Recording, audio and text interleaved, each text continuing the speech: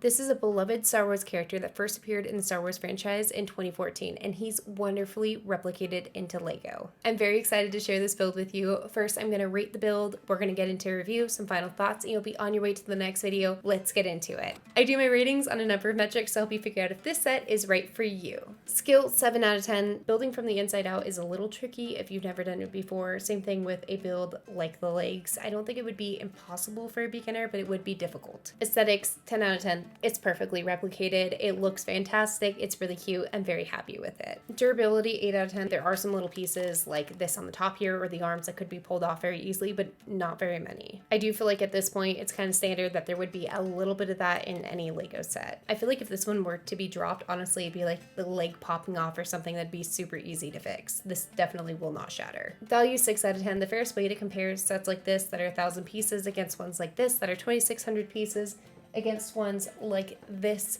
that are like 600 pieces is to break it down to price per unit, aka price per brick. There are some factors that can affect a set's price per brick, including licensed IP, which obviously Star Wars, and weird pieces. I don't really feel like this one has any weird pieces on it. By the way, I say bricks and pieces interchangeably, so just know I'm referring to the same thing when I say that. Normally, a set's price per brick will range anywhere from 6 cents to 12. This costs $99.99 and has 1,083 pieces, giving it a 9-cent price per brick, which honestly isn't awful. I'm not mad at it, you know? Time, 10 out of 10. This took me 2.5 hours. Normally I'll place anywhere between like 350 to 425 pieces per hour. With this one, I placed 433 pieces on average per hour.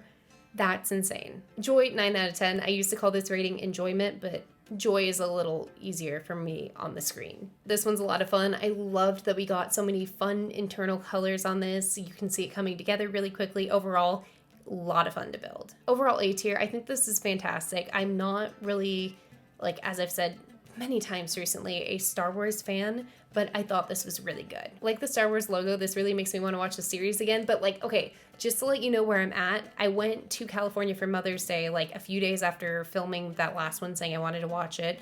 My mom's not going to want to watch Star Wars. Then I came back and I had house guests like 4 days after coming back, and then had this last week.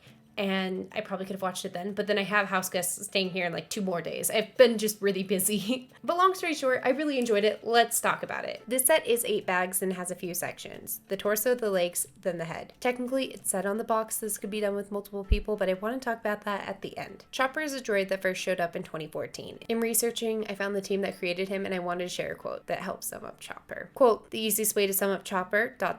is if R2-D2 is your favorite dog, Chopper is a cat." End quote. Chopper is sassy, grumpy, and extremely loyal. He also doesn't like being told what to do and complains when he has to do something he doesn't feel like doing, which if you have a cat and like it hates going to the vet, you know exactly how true this rings to cat behavior. I have one that hates a vet and one that loves it. My one that hates it isn't mean, but he's very vocal. Chopper comes in a lot to save the day, even though he makes messes all the time. I have another quote that to me really ties into the build. Quote, "He's a rickety little astromech made up of a bunch of different spare parts." End quote. He is old, but so heavily modified with whatever the rebels can find, which kind of rings true to this set. In this build, we use so many different pieces you wouldn't expect to be in the build. Obviously, if you're building it out of Lego, there's going to be bricks, but that's not what I mean. There's cords running down his leg. If you're familiar with that piece, it's the same one that was used on the Disney 100th anniversary brickheads as the tail for Mickey. They also use button pieces to give this the appearance of a shock absorber / spring on the leg. If you're familiar with this build, you might have noticed I did not mention the stickers.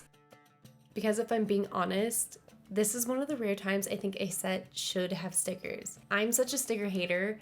I have a compilation saved of me talking about how much I hate stickers. There are so many stickers on this set, and I hate stickers. We have some stickers here. I'm going to tell you right off the bat, I hate doing stickers. But it has stickers, and I really hate stickers. I don't want to place 11 stickers. I hate stickers. I didn't mention this earlier, but I feel like it's kind of ridiculous that we have stickers in this expensive of a set. As I've said in sets before, I hate stickers so much. These pauses it takes for me to get the stickers on right are incredibly annoying. But I hate placing stickers, but I hate stickers, which makes me kind of mad because I really hate this sticker. I can't overstate that. I hate stickers. So in case you didn't know, I hate stickers, like truly. So it's kind of a weird thing for me to be okay with stickers, which, you know, I'm shocking myself. I feel like I'm just being the world's biggest hypocrite. For a character that has no original parts and is being modified with literal junk, it works. I think it would be kind of weird if it had a custom piece, and honestly, if you don't put on the stickers 100% right, it kind of makes it look more accurate. And is that Lego's intention? No. Like, no, it's cheaper for them to just give us stickers than printed pieces, but like, it just kind of works. Also, the display plate, not a sticker. I actually was already familiar with Chopper because I like theme parks, but I live on the West Coast-ish. I'm in Vegas and it's like 60 miles to the California border. Also like 4 hours from the beach with no traffic. And really the only good theme park on this half of the country is Disneyland. Universal here compared to Florida just isn't that good. It's fun for horror nights, but like I wouldn't go normally. It's got the weirdest flow to it and like a giant escalator. Anyways, because I go to Disneyland enough, I've been to Star Wars Land quite a few times. And sometimes, rarely albeit, you'll see the character out and about. But there's also lots of merch, and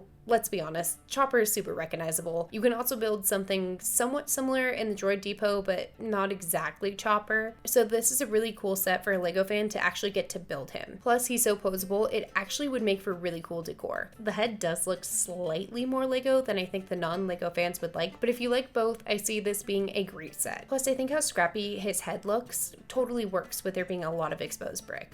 Let's loop back to that multiple people thing because I just wanted to talk positive about it while it was on screen. But if I'm being honest, it feels like it was a May the 4th launch. They needed a few on there that were multiple people, so they threw it on the box last minute. All these parts are separate, and you could do it separate, but there's only one booklet inside the box, which like then means you would have to have some form of tech for one person to be able to work on it. Honestly, even too, just looking at it, it doesn't really scream like multiple people can build me the same way that maybe the Lego Love or the Keith Haring one does. I didn't take points off of that because it really doesn't have much to do with the actual set itself and more just like something on the box that was kind of dumb.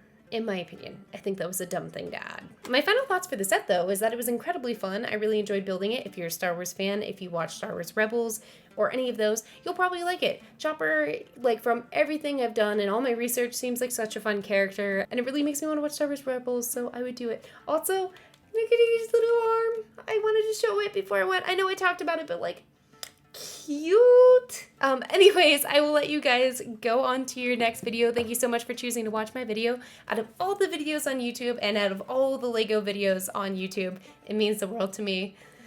My voice just cracked.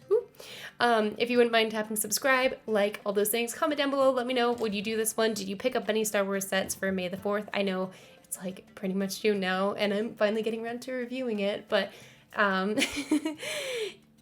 where was I going with that? But anyways, actually, I don't know. What's your favorite Star Wars set? I want to know. Let me know down below, and with that said, I will see you guys next time. Bye!